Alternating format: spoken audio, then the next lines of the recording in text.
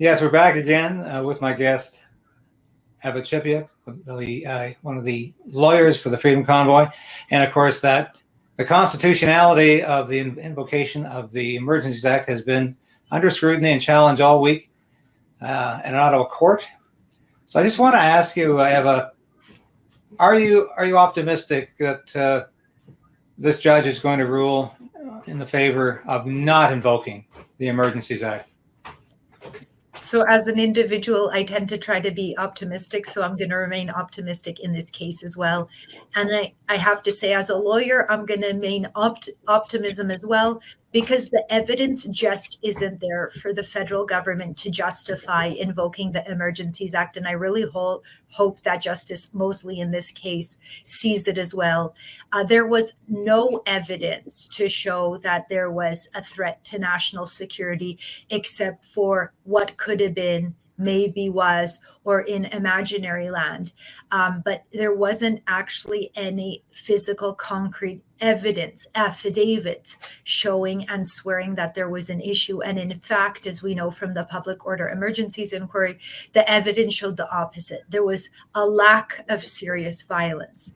And CSIS, the day before the Emergencies Act was invoked, told the federal government, do not invoke the Emergencies Act. This is about government overreach, and the people here don't believe the system is broken. And if you invoke such a power like the Emergencies Act, it will cause more extreme views, and it will cause people to be more disillusioned with the government. So that's the evidence. The evidence, if CSIS thought there was a serious national security issue, they wouldn't be saying don't invoke it the day before. Like, that's evidence.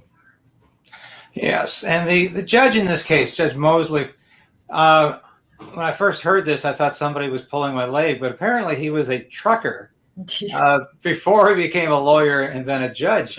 Very unusual in my understanding. But do you think that's going to help him to sort this out in a way that's more positive than the Justice Rouleau was able to do?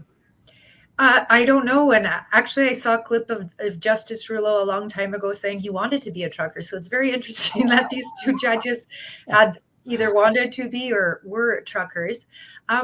But, whether or not they are, it's really, again, about the evidence and about the case. And the case just isn't there. And one thing I'd like to note about what has happened at the start of Monday's hearing is the government of Canada had the gall to suggest to the court that this action should be struck, that the court shouldn't even listen to the arguments of civil rights of Canadians being just dismissed at the whim of the government because it's too late. It's over now. No, that's not how it works, federal government of Canada. You work for Canadians, and Canadians need their day in court. And there's been a lot of these mootness arguments brought by the federal government, and I'm getting a little bit tired of it, because it's Canadians that are taxpayers that are paying for these federal government lawyers, and they're meant to be there to hear. If Canadians are bringing cases against the federal government, guess what? You're going to have to start listening to them. That's what the court system is for. It's not about propping up the government in power. It's about having a day in court and letting a judge hear the evidence. Yeah, the judge seemed to be going against the government when it was trying to justify the freezing of bank accounts. From what I could see, he really wasn't buying this. Do you think that this remains one of the most terrifying aspects of the Emergencies Act, that the government can put its hand on all the money you own, except that which you may have under your mattress at home, but can just literally seize your assets because you support a project or politician or a priority, just repeat, that they don't necessarily agree with? Yeah, well, it should be terrifying for the judge and Canadians and investors and potential people that want to come to Canada. That should be incredibly terrifying. What the federal government did was unconscionable. It's to take away people's ability to sustain themselves with purchasing food or shelter. Like you're suggesting, you're assuming that they were at home to grab the money under their mattress. What if they can't get home because all of a sudden they don't have access to any finances? So the overreach that the government did was incredibly chilling. And the government needs to own up to what it did, because it is certainly very concerning, not only to Canadians, but to people outside of Canada, for sure. I'm sure you worry about the politicization of the courts in this country, the justice system. And I don't necessarily, if you care to comment on what's happening to former President Donald Trump right now in the United States, I would love that. I understand if you wouldn't. However, are you concerned that, like what's happening in the United States, the justice system has become, or could become, so politicized that we end up going after political opponents? And this clearly is what Trudeau has done. But are we coming to a point where he could routinely use the justice system to attack political opponents? Well, I'm going to turn it a little bit differently in that I've been quite disappointed with the amount of opposition that we've had in this country, because if the court system is turning political, it's because I believe that our elected officials aren't stepping up the way they should be stepping up. I kind of agree. None of these cases should be heard, and there shouldn't be political opponents like this. But if our elected officials were, a little bit pushing back more, but what I feel is they want to stay in their safe zone. They want to go where the polling is going, and they don't want to go outside of the box. And that is where, over this last year, I feel there's been quite a disconnect, that regular Canadians are doing the job that politicians should be doing, and that's not right. And in effect, courts are becoming politicized. So that's the effect of it, because we don't have as much. In the United States is a bit different. They are always have been more adversarial. In Canada, we're just not there yet. And politicians, I think, on all stripes, instead of having, serious and strong debates, we're having, don't be that mean to another MP. That is just silly talk, and that needs to be exposed and addressed. We need serious debates in the House of Commons. We need serious dialogue with our elected officials together with constituents, so we're not running to the court about these political issues. If the judge does happen to rule against the government invoking the Emergencies Act, is this going to have any immediate benefits for those who were punished under the Emergencies Act, and B, will it have long-term benefits in terms of the government being less than willing to invoke this act in the future? So in response to your first question, it likely will not have any effect on anybody affected by the Emergencies Act, except for those few people that filed a lawsuit. And those issues would be different. And that's not what, I don't believe that's why the case went to court. The reason was to have the court decide whether or not the government enacted what it did was legal or not, whether or not it was justified or not. And that's what the court needs to understand and decide on.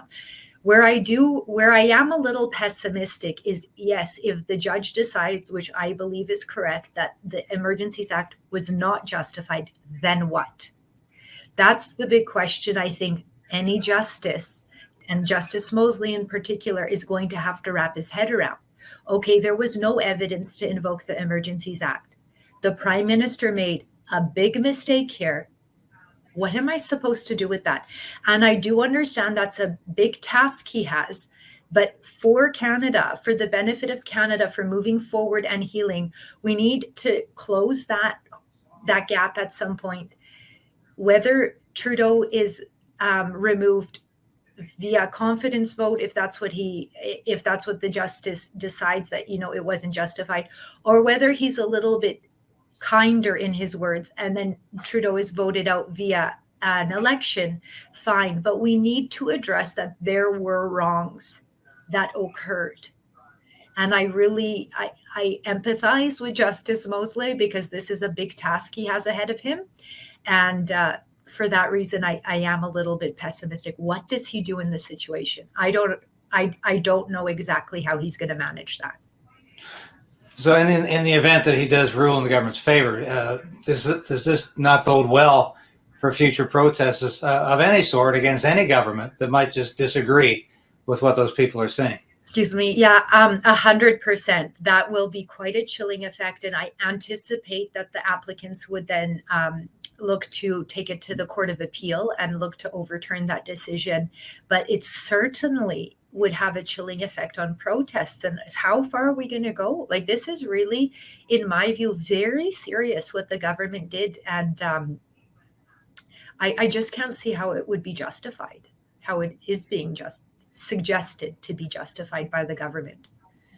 Are you getting any feedback during this week from your friends in the Freedom Convoy movement? Are they expressing any measure of hope or optimism? Like you? Oh, yeah. Well, I think like everyone's individual, and some have faith and hope for a good outcome, and some don't. The one thing, though, that I am getting a lot of feedback is, thank you for informing me. It seems that not too many people are talking about this. And when the Freedom Convoy was in Ottawa, it was on the daily news, nightly news, about how terrible these people are. So where are the news outlets right now? Reporting on the evidence in court, reporting on this huge issue that for 3 weeks they dedicated most of their time to. Nobody's talking about it right now. And that's disconcerting to me, that it's kind of being brushed aside by the mainstream media. Yeah, I have to agree. Looking at the media response this week, it's been very disappointing that there has been virtually nobody talking about it. It was a couple of articles announcing it was going to happen, but very few people on scene this week doing daily reports, and very, very few people yesterday announcing it was even over. So I think that's a very bad thing for our democracy, and I think it's a very, very bad thing for our judicial system, because this is something that's going to affect everybody. And if people think this is just about the Freedom Convoy, I think that's a terrible mistake, because this is about our freedom in this country to protest policies we disagree with in a peaceful way, and to not be smeared as racist, misogynist, homophobes, and all the rest just for voicing an opinion. It has nothing to do with those other things. I'm sure you'd agree. Completely agree. Yeah, this is about the rights and freedoms in a supposedly sophisticated and inclusive Canada. Yes.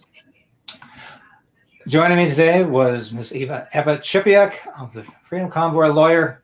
And I want to thank you so much for being with us today, Eva. It's been, as usual, an edifying conversation, as it always is. And I hope we can see justice done on this. I agree. Thanks for having me, and let's keep hoping.